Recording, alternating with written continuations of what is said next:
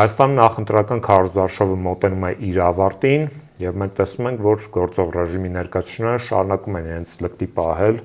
սեփական քաղաքական հակառակորդների կամ քաղաքական անդիմախոսների նկատմամբ, անգամ իրենց իսկ կողմից կազմակերպված բանավեճերի շրջանակներում։ Օրեր առաջ մենք հերթական նմանատիպ դրսևորում տեսանք հանրային հեռուստաընկերությունում, երբ Ազգային ժողովի նախագահի պաշտոնը զբաղեցնող անձնավորությունը, ով հայտնի է նրանով, որ քաղաքի կենտրոնում կարող է թքել իրեն քննադատող քաղաքացու վրա, հերթական անգամ դրսևորեց իրեն բնորոշ վարք, ըստ էության շատ լկտի կերպով իրեն դրսևորելով այդ բանավեճի շրջանակներում, այս եւ այլ հարցերի շուրջ այսօր զրուցել եմ Հայ ազգային կոնգրես կուսակցության ներկայացուցիչ, պատգամավորության թեկնածու Անուշավան Նահապետյանի հետ։ Ողջույն Անուշավան։ Բարև։ Շնորհակալ եմ հարցազրույցի հնարավորության համար։ Այդ այսպես կոչված բանավեճի շրջանակներում, երբ ԿՊԱ-ականները եւ նրանց սատելիտները փորձում էին հիմնավորել իրենց ազգակործան թեզերը, անդիմադիր կողմից շատ հստակ հակադարձում եղավ եւ Հայ ազգային կոնգրեսի ներկայացուցիչ Արամ Մանուկյանն էր բավականին փաստարկված կերպով կարողանում հակադարձել իրենց թեզերին։ Եվ առհասարակ մենք տեսնում ենք, որ գործող ռեժիմի ներկայացուցիչները, երբ որ տեսնում են փաստարկված խոսք կամ քաղաքական քննադատություն, իրենք չեն կարողանում որևէ կերպ հիմնավորել իրենց ազգակործան թեզերը, այն թեզերը, որը որ թելադրվում է թուրք-ադրբեջանական տանդեմի կողմից։ Իրականում շատ ճիշտ նկատական տվեցիք ու առասարակ եթե նայենք վերջի մի քանի օրվա բոլոր բանավեճերը, ոչ միայն հանրայինի բանավեճը, նկատում ենք, որ ԿՊ ներկայացնող բոլոր պաշտոնները, երբ որ իրանց ինչ-որ հարցը, փաստավորված հարց է հնչում, որոնց իրենք ուղղակի չեն կարող իրանց քերթիկով պատասխանեն, իրանք փորձում են ամեն ինչը վերածել ինչ-որ ասենց ասած փողոցային բազարի, սկսում են իրանց լկտիաբար պարել, որպեսզի շեղեն, այսինքն հասկանալով որ չեն կարող իրանք ինչ-որ փաստարկված կառուցողական ինչ-որ բան ասել, ամեն ինչ վերածում են կրկեսի, որպեսզի ինչ-որ ձևով խուսափեն այդ պատասխանից, բայց այդ պահվածքով իրանք ընդհակառակը ցույց են տալի իրենց ապիկարությունը, այն որ ուղղակի այդ իրենց պահվածքով միանգամից կոտրվում է այդ ամբողջ իրենց տարածքեղծ թեզերը, ու օրինակ շատ նշանակալ էր, երբ որ Արամ Մանուկյանը շատ կոնկրետ ազգի համար շատ կարևոր հարց բարձրացրեց Արմեն Սիմոնյանն, հարցրեց 2019 թվականի, երբ որ առաջարկ եղավ Գեղարվեստական կողմից Արցախի հարցի հետ կապված, Արմեն Սիմոնյանը լինելով ազգային ժողովի նախագահ, ուղղակի ասաց, ես չեմ կարող պատասխանեմ, չգիտեմ, տեղակ չեմ, ինքը ուղղակի ամեն ձև խուսափեց այդ պատասխանից, որտեղ շատ լավ գիտեր, որ այդ պատասխանը իրանց քաղաքական ուժի դեմ է պատասխանը, որտեղ ցույց է տալի իրանց այն որ իրանք շարժվում են այլ երկրի հրամանով, իրանք ամեն ինչ անում են ի վնաս Հայաստանի եւ ի օգուտ հակառակորդ պետության, ու նաեւ այդ process-ի ընթացքում, երբ որ Արմեն Սիմոնյանը փորձում էր իրան լկտի պահվածքով ինչ որ ձև շեղեր ուշադրությունը իր վրայից, ինքը մի վերիպակ արեց, որով ցույց տվեց իր իրական իրանց ամբողջ խմբակի իրական դեպքը, երբ որ Աննա Գրիգորյանը հարցրեց, իսկ ում պահանջով դուք հանձնեցիք Գորիս Կապան ճանապարհը, Արմեն Սիմոնյանը ուղղակի պատասխանեց, դա Հայաստանի պահանջով եղել, մենք ենք հանձնել, այսինքն ինքը առանց հասկանալու ընդունեց ու ապացուցեց, որ իրանք միայն Ալիևի եւ Ադրբեջանի տված հանձնարարություններով են շարժվում։ Հայ ազգային կոնգրեսը ակտիվ քարոզարշավ է վարում իր ռեսուրսների շրջանակներում եւ ինչպես կգնահատեք քարոզարշավի այս ընթացքը։ Ես ահագին դրական կգնահատեմ այս ընթացքը, մենք շրջում ենք համարյա բոլոր մարզերով Հայաստանի, նաեւ Երևան քաղաքում, եղել ենք համարյա բոլոր մեծ քաղաքներում ու առասարակ ժողովրդի տրամադրվածությունը մեծամասամբ շատ լավ է, իրական ընդդիմադիր կուսակցությունների հանդեպ, բայց նաեւ պետք է նշեմ, որ զգացվում է տարբեր մարդկանց մոտ, մանավանդ մարզում ու աշխատանք ունեցող մարդկանց մոտ, որ կա վախի զգացողությունը իշխանության կողմից որոշակի ճնշումների վախ կա իրենց մոտ, այսինքն չեն կարողանում լրիվ բացահայտել իրենց դիրքորոշումը, վախենալով որ կարան դրա պատճառով աշխատանք կորցնեն կամ ինչ-որ խնդիրների առաջ կանգնեն ու խուսափում են պատասխան, օրինակ եթե զրույցի ընթացքում հարց է բարձրացնում, թե ինչ դիրքորոշում ունեն ընդդիմադիր իշխանական, նրանք փորձում են ինչ-որ ձև խուսափել ու իրանց թեկուզ իրանց աչքերին նայելով, իրանց խոսալու ձևով, իրանց լարվածությունից զգացում են, որ այդ վախի զգացողությունը շատ կա, այսինքն կարող ասենք, որ իշխանության կողմից շատ մեծ ճնշում կա ընդդիմախոսների, ընդդիմադիր դիրքորոշում ունեցող մարդկանց նկատմամբ։ Ինչով է պայմանավորված ձեզ այդ ճնշումները։ Ինձ թվում է Ինչու են ճնշում, ինչու են փորձում ճնշել։ Կարելի է, ինձ թվում է կարելի է արդեն համոզվածացել, որ Նիկոլ Փաշինյանը վերջի շրջանում անհամեմատ իր այս պահվածքի պատճառով շատ մեծ ձայներ է կորցնում դաժե իր աջակիցների կողմից, որոշ մարդիկ որ մտածում էին ինչ-որ պատճառներով ընտրել Փաշինյանին, արտեսնելով այդ ամեն ինչը փոխում են իրենց դիրքորոշումը ու վստահ են, որ իրենց ցեղանին ամեն օր դրվում է ինչ-որ հարցումներ, իրանք տեսնելով այդ թվերը հասկանում են, որ դաժե նույնիսկ իրանց մշտական էլեկտրոդը սկսում է իրանց տակից ոտքերի տակից դուրս գալ, այսինքն թողը փախնում է ու ստիպված դիմում են ճնշումների, վարչական ռեսուրսի օգտագործման, օրինակներով դաժե նույնիսկ նրանք ասենք, որ իրենց հանրահավաքների ժամանակ ես անձամբ տեղյակ եմ օրինակ Գյումրիում իրենց հանրահավաքի ժամանակ Շիրակի մարզի այլ քաղաքներից, օրինակ Գարտիկ քաղաքի ամեն կապետանի, բոլոր պողակների աշխատողները, վարչական պատասխանատուները այդ տեղին ու երբ որ իրենց հետ խոսում ես, այսինքն ես ունեմ որոշ մարդկանց ազնական կապ, լինելով Արտիկից, իրանք ասում են, որ իրանք ստիպել են, այսինքն պնդել են, որ պարտադիր ներկա լինեք Գյումրի եւ այդ ճնշումը շատ մեծ կա։ Այսինքն քաղաքացիական պայմանագիրը տոտալ վարչական ռեսուրս է կիրառում անգամ իր հավաքների ժամանակ։ Միանշանակ եւ վստահաբար կարող եմ ասեմ, որ շատ մեծ ճնշումով իրանք վարչական ռեսուրսը օգտագործում են բոլոր տեղերում, թե անգամ Երևանում, մարզերում, ամեն ինչով իրանք փորձում են ստեղծել պատրանք, որ շատ մեծ ժողովրդականություն են վայելում, բայց իրականությունը ինձ թվում է լրիվ այլ է ու գնալով քաղաքական պայմանագիրը կորցնում է, նույնիսկ իր աջակիցներին սկսում է կորցնել իրենց այս լկտի պահվածքի մեծամասամբ այս լկտի պահվածքի պատճառով։ Մենք տեսնում ենք, որ ռեժիմը նաև փորձում է խոչընդոտներ հարուցել մեր երկրում բնակվող արցախահայերին իրենց սահմանադրական իրավունքը իրացնելու առումով, մասնավորապես ընտրություններին մասնակցելու, եւ տեսանք նաև Հայ ազգային կոնգրեսի շտաբի հայտարարությունը, որտեղ հստակորեն ֆիքսվում էր, որ չպետք է նմանատիպ ապօրինություններ լինեն, զես ինչու է Նիկոլ Փաշինյանը փորձում զրկել արցախահայերին քվեարկելու իրավունքից։ Շատ լավ հարց էր ու ինձ թվում է դրա պատճառն էլ ակին ականայդ, որովհետև վերջի մանավանդ մի քանի տարիներում քաղաքական պայմանագիրը եւ իր քարոզչական մեքենայի միջոցով ուղղակի ատելության մթնոլորտ է տարածում Արցախից տեղափոխված մեր հայրենակիցների հանդեպ, իրանք ամեն ինչով փորձում են մարդկանց մեջ ստեղծել այդ վատ կերպարը արցախցիների մեջ, որ արցախցիներն են մեղավոր, փախել են եւ այլն, ու բնականաբար նաեւ հասկանում են, որ լինելով այն ուժը, այն քաղաքական ուժը, որը կորցրեց, այսինքն հանձնեց Արցախը, արցախցիներին հանեց իրենց վատ ալպիկար իշխանության պատճառով արցախցիները կորցրեցին իրենց տունը, նրանք շատ լավ հասկանում են, որ այս իրավիճակում իրանք արցախցիների շրջանում ոչ մի քվե չեն ստանալու ու բնականաբար իրենց թեորենտու է, որպեսզի արցախցիները չկարողանան գնալ ընտրատեղամաս, ընտրել, որովհետև գիտակցում են, որ արցախցիների մեծամասնությունը ընտրելու է ընդդիմությանը, դա նաև ոչ թե զուտ եզրակացություն, այլև շփվելով տարբեր մարզերում, նաև Երևանում արցախցիների հետ շփվելով, իրանք բոլորը նաև ՀԱԿ-ի հանդեպ են շատ լավ տրամադրված, որ ցանկանում են ՀԱԿ-ին ընտրել, նաև նշում են, որ իրանք եթե հնարավորություն ունեն ընտրելու, անպայման ընտրելու են ընդդիմությանը, բայց հետաքրքիր դեպք եղավ, որ արցախցիներից մեկը շատ լավ ֆնոտագիր տվեց, թե իրանք հիմա ինչ վիճակում են Հայաստանում, երբ որ մոտեցանք մի տարեց տղամարդեր, իրան հարցրեցինք արդյոք մասնակցել ընտրություններին, ասաց չէ, չեմ կարող մասնակցել, ասացին ինչու, պատասխանեց, որովհետև այլմոլորակային եմ։ Մենք մի պահ զարմացանք, թե ինչ է նշանակում այլմոլորակային, ասաց դե քաղաքացիություն չունեմ, մի 8 ամիսա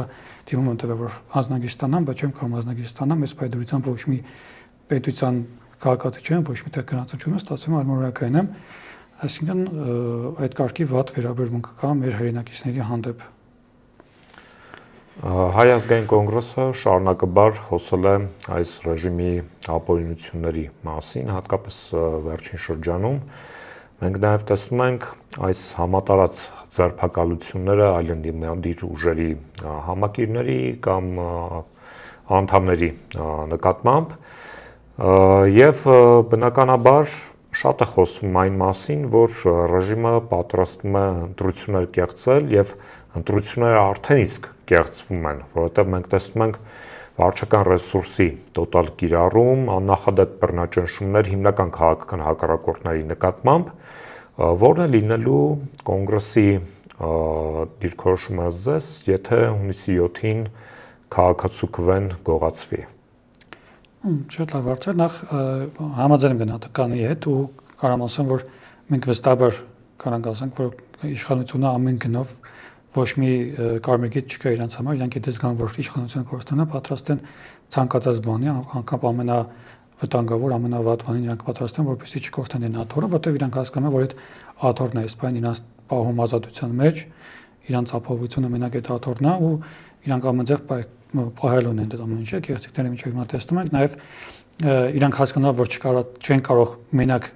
բռնաճնշումներով ինչ-որ բան փոխել, նաև անցան ավելի լկտի ու ավելի վատ պահվածքի, օրինակ այսօր ականատես եղանք, որ Մասիսում ԿՊ-ի աջակից որոշ հանձնավորություններ հարձակում գործեցին ուժեղ Հայաստանի աջակիցներին, ծեծեցին նրանց, անգամ հեղի կնոջը հարվածին, այսինքն իրանք անգամ պատրաստ են դրան, իրանց համար ոչ մի կարմիր գիծ չկա, ամեն ինչ անելու են, որպեսզի կարողանան գոնե մի քիչ քվե փոխել ու ամեն ինչ անել, որպեսզի կեղծել նես դարձնել, որ ընտրությունները իրենց ուզածունով գնա ու մանավանդ այն որոշումը, որ իրանք ասացին, որ ըստ նոր օրենքի իրանք անգամ ընտրություններից 5 րոպե առաջ կարող չեղարկեն ընտրությունները, հենց հող է պատրաստում այդ ամենը, երբ որ իրանք հասկանան, որ չեն կարողանա հաղթանակ կորձել, հավանաբար նաև կարան դիմեն նրան, որ ընտրությունները նաև չեղարկեն, այսինքն ամեն ինչի պատրաստ են նրանք այդ process-ում ու բնականաբար Հայ ազգային կոնգրեսը ամեն ինչ փորձելու անի, որ ընտրությունների ժամանակ հնարավորինս կարողանանք վերահսկել, որ կեղծիքը չլինի, նաև բնականաբար եթե ընտրություններից հետո մենք զգանք, որ քաղաքացու քվեն չի հարգվել իշխանության կողմից եւ ամենձև կեղծվել է, բնականաբար դրա դեմ պայքարելու ու մենք ամենձև թեկոս համ իրավական, համ փողոցային պայքարով անպայման տեր ենք հանելու մեր ընտրողների քվեին։ Այս ռեժիմը շարունակաբար խոսում է այսպես կոչված խաղաղության մասին։ Հայ ազգային կոնգրեսը նույնպես հայտնի է որպես ուժ, ով տարիներ շարունակ խոսում էր խաղաղության անհրաժեշտության մասին 2017 թվականի խորհրդարանական ընտրություններից հատկապես սկսած այն ժամանակ խաղաղություն, բարիդրացիություն կոնցեպտներ ընտրվել, երբ մենք դեռ Արցախ ունեինք, որն է ձեր խաղաղության մոտեցման եւ Փաշինյանական ռեժիմի կողմից քարոզվող այսպես կոչված խաղաղության տարբերությունը։ Ասեմ, քաղաքացիական պայմանագիր կուսակցության կողմից առաջարկված այսպես կոչված խաղաղությունը իրականում խաղաղություն չի, այն ինչ որ իրանք ներկայացնում են, այդ ընդամենը նախընտրական զինադադար է Նիկոլ Փաշինյանի գործընկեր Ալիևի կողմից, որպես նվեր Փաշինյանին, որպես ընտրությունները մի քիչ որոշակի առավելություն ստանա, բայց այն ինչ իրանք ներկայացնում են, այն կեղծիկա խաղաղություն չի, նախ եթե Նիկոլ Փաշինյանը մեկ ասում է արդեն խաղաղություն է, կարաք վայելեք խաղաղությունը, ապրեք, վերջապես մենք խաղաղություն ենք բերել, հետո ասում է, եթե ես չստանամ համանրական մեծամասնություն, սեպտեմբերին լինելու աղետալի պատերազմ։ Հիմա ինքը կողմնորոշ շվի հիմա խաղաղությունը, թե պատերազմ է լինելու, այսինքն ինքը երկու պնդում է անում, երկուսն է բնականաբար կեղծ, մեկը մյուսին հակասող, ու այդ պարագայում խաղաղության մասին խոսալը ինձ թվում է անիմաստ ու ի տարբերություն ՀԱԿ-ի, որը դեռ ոչ միայն 2017-ից, այլ դրանից առաջ է միշտ եղել է խաղաղության կողմնակիցը, հենց 2017 թվականին է ընդդիմադիր դաշտի, համարյա բոլոր ընդդիմական կուսակցությունները, այդ թվում նաև Նիկոլ Փաշինյանի կուսակցությունը դեմ են կանգնում ՀԱԿ-ի այդ խաղաղության ճանապարհին, ասում են մենք մինչև վերջկրվելու ենք, անկրտ չենք տալու։ Պոզիչիում բառը պետք է հանվի մեր բառապաշարից Ալեն Սիմոնյանը դա։ Ասացնա որ պոզիչիում չի լինում, Աղդամի հայրենիքն է, իսկ հիմա երբ որ Արցախը արդեն չկա, իրանք դարձան խաղաղական, երբ որ Արցախը կարող պետք էր խաղաղություն, որպեսզի Արցախը պահպանվեր, իրանք դեմ են խաղաղությանը, հիմա Արցախը չկա, արդեն դարձան խաղաղասեր։ Իսկ ՀԱԿ-ի առաջարկած խաղաղությունը իրականում հենց իրական խաղաղությունն է, որը առաջին հերթին խաղաղությունը, որը պահում է մեր հայությունը, մենք մնում ենք հայ գնահատական, որտեղ այսօրվա քաղաքացիական պայմանագրի առաջարկածը այնա որ մենք խաղաղության հասնենք նրան, որ Ադրբեջանի բոլոր պահանջները կատարենք, որպեսզի հանկարծ իրանք նորից չհարձակվեն եւ այլն, այսինքն դա ոչ թե խաղաղություն է, այլ ուղղակի շանտաժ է, ուղղակի, ու ՀԱԿ-ի առաջարկը հենց մեր ինքնությունը, մեր հայությունը, մեր անկախությունը պահելով գնալ խաղաղության, որտեղ մենք միշտ կողմնակից ենք եղել Թուրքիայի եւ Ադրբեջանի հետ հարաբերությունների կարգավորմանը, բայց դրա հետ մեկտեղ մեր ինքնությունը, մեր անկախությունը պետք է պահպանվի ու դրա առումով մեր ծրագրի ամենագլխավոր կետերից մեկը հենց այս պայմանական կոչված TRIP+BRICS ծրագիրն է, այսինքն մենք նաև բացի TRIP-ի ճանապարհից առաջարկում ենք կառուցել երկաթուղի Իրանին կապող, որով մենք կարողանանք նաև դուրս գալ խաղաղությունից։ Հյուսիս-հարավ ասվածը երկաթուղի տեսքով, որը ոչ միայն խաղաղության երաշխիք է, որովհետև այդ պարագայում մենք համագործակցում ենք տարբեր գերհզոր գերտերությունների հետ, որոնք ներդրում են անելու, որոնք ունենալու են իրենց շահը, այսինքն Հայաստանը ոչ թե լինելու է շահերի բախման կենտրոն, որը հիմա Նիկոլ Փաշինյանը կառուցում է, այլ լինելու է փոխշահավետ, ասենց ասած, բիզնես մոդելի ծրագիր է լինելու ու ապահովում է ոչ միայն նաև խաղաղությունը, այլ նաև մեր տնտեսական զարգացումը, մենք դրա միջոցով ունենալու ենք ելք դեպի ծով, մեր տնտեսությունը զարգանալու ու դրա հետ մեկտեղ մենք ունենալու ենք խաղաղություն, պարելով մեր հայությունը, մեր անկախությունը, մեր ինքնիշխանությունը։ Հայ ազգային կոնգրեսը նաև ունի այլ ծրագրային դրույթներ, կխնդրեի մանրամասնեի ամենակարևորները։ Շատ լավ, որպես երիտասարդ իմ համար ամենակարևոր կետերից ՀԱԿ-ի ծրագրերը բնականաբար երիտասարդների հետ կապված ծրագրերն են, այդ առումով ամենագլխավոր կետերից մեկը մենք առաջարկում ենք, այսինքն մենք ունենք հաշվարկները, որ հնարավոր է այդ ուղղությամբ գնալ, մենք նախ տարբեր կուսակցություններ այսօր խոսում են անվճար կրթության մասին, որը ոչ միայն տարբեր հաշվարկներով ցույց տալի, որ հնարավոր չի Հայաստանում իրականացնել, նաև մենք կարծում ենք, որ անվճար կրթությունը, լրիվ անվճար կրթությունը ուսանողների մեջ ստիմուլը սպանելու է առաջ գնալու։ Դրա համար մենք ուրիշ մոդել ենք առաջարկում, որը կոչվում է ուսանողական բանկ հիմնադրամը, այսինքն մենք պետական բանկ ենք ստեղծել ուսանողական, որը շատ ցածր տոկոսով ուսանողներին տրամադրելու է վարկեր, որպեսզի այդ ուսման ընթացքում իրենք կարողանան վճարել իրենց ուսման վարձը, հետագայում արդեն 10 տարի հետո, 20 տարի հետո, երբ որ արդեն իրանք աշխատեն, եկամուտ ունենան, ցածր տոկոսով վարկը վճարեն, ու այս ինչով է, այսինքն սա չի սպանում ստիմուլը այդ մարդու մեջ, որտեղ ինքը ոչ թե գնում է համասան ուղղակի անվճար սովորում, այլ ինքը ստանում է պետության կողմից աջակցություն, իսկ հետո ինքը պետք է պետությանը հետ վերադարձնի, այսինքն ինքը պետք է ձգտի լավ սովորի, որովհետև որ կարողանա հետո աշխատանք ունենա եւ հետ վերադարձնի։ Իմ կարծիքով այս մոդելը ամենաճիշտ մոդելն է ուսանողության հետ կապված։ Մենք նաև շատ կարևոր խնդրի մասին ենք խոսում, որը այս պահին Հայաստանում շատ մեծ խնդրեմ է, համ ազգային անվտանգության, համ մեր արտաքին հասարակության համար, դա խաղամոլության ու թմրամոլության շատ ահավոր մեծ խնդիրն է, որը այս իշխանության օրոք դա երկրաչափական պրոգրեսիվ աճել է։ Հա, կարանք դաժե փաստերով կարող ենք ասել, որ իրանք հովանավորում են համ խաղամոլությունը, համ թմրամոլությունը, նույն Ալեն Սիմոնյանը շատ լավ գիտենք, ինքը ինչ շրջապատի հետ է տալիս սառնում։ Մարիխուանան պետք է օրինականացվի։ Ժամանակին իր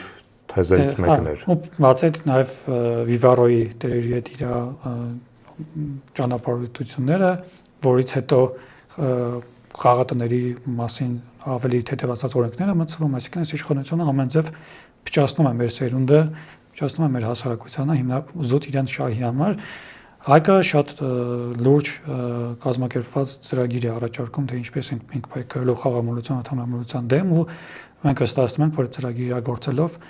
կարելի ասել, եթե ոչ ամբողջությամբ, ապա 90%-ով Հայաստանում վերանալու է։ Թե խաղամոլությունը, թե թմրամոլությունը, այդ շատ կարևոր ծրագրային կետերից է, նաև Անձամբ իմ համար որպես մարտով արդեն 5 տարի զբաղվում եմ բնապահպանական գործունեությամբ, մեր բնապահպանական ծրագիրը նույնպես իմ կարծիքով շատ